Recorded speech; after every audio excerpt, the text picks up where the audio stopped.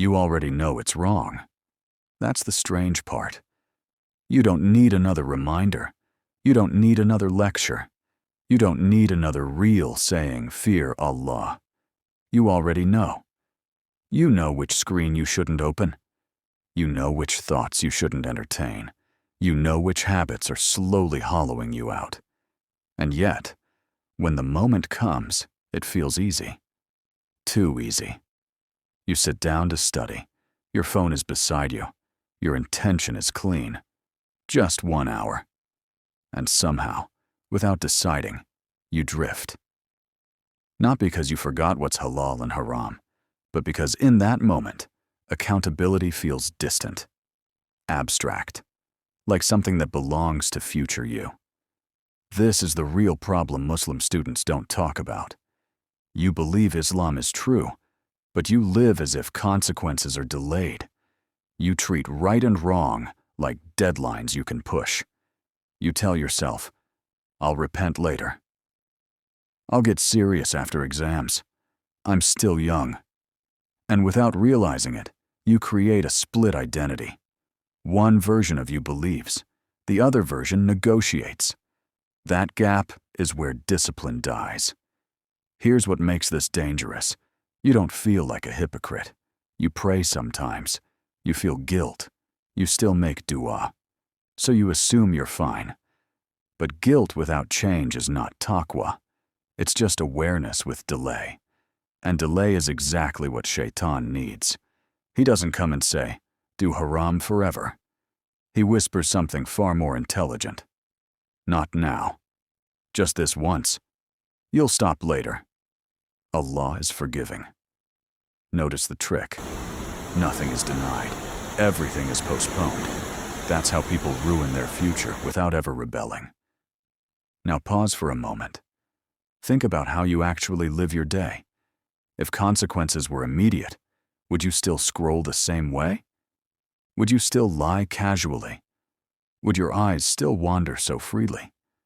Would you still waste hours pretending to be busy? No. Which means the issue isn't desire. It's not even lust. It's distance from accountability. Islam never taught that actions matter eventually. Islam taught that actions matter now. The Prophet, peace be upon him, warned that a servant may say a single word without thinking and fall far because of it. Not tomorrow, not years later. In the moment. Allah doesn't describe himself as watching later. He describes himself as ever watching, not symbolic, not seasonal, real time. But modern Muslim students live like accountability is theoretical. You revise Islam like a subject. You agree with it intellectually. But you don't factor it into decisions. And decisions are where faith actually lives. That's why knowledge isn't changing you. That's why reminders don't last. That's why motivation feels fake. Because deep down, you don't feel seen. Now imagine something uncomfortable. Imagine your future self, 5 years older, sharper, more honest. He looks back at this version of you. He doesn't ask how many reminders you watched. He asks one thing. Why did you keep choosing comfort over clarity? Because that's what this really is. Every small haram you normalize trains your brain to escape discomfort. Every delay weakens your ability to resist. Every excuse lowers your internal standard. Until one day, you're tired without working, busy without progress, religious without discipline, and you wonder why life feels heavy. Here's the solution, and it's not complicated. Stop treating repentance like a reset button. Repentance is a return, not a license. Start acting as if accountability is present, not pending. Because it is. Before an action, ask, if this mattered right now, would I still do it? Change your environment before you demand strength. Late nights alone, endless phone access, studying on your bed. These are not neutral, they are traps. Build structure because discipline doesn't grow in chaos. Fixed study times, clear limits, physical movement, a written plan.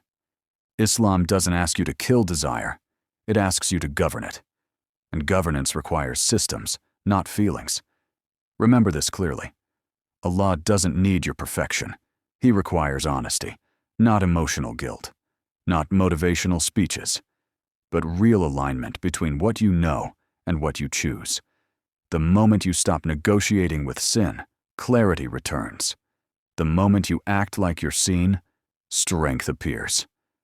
This channel exists for students who are tired of lying to themselves. Students who want a clear path, not comfort. This is the student path. If you want reminders that actually change behavior, stay here. And next time the choice appears, don't ask if it's haram.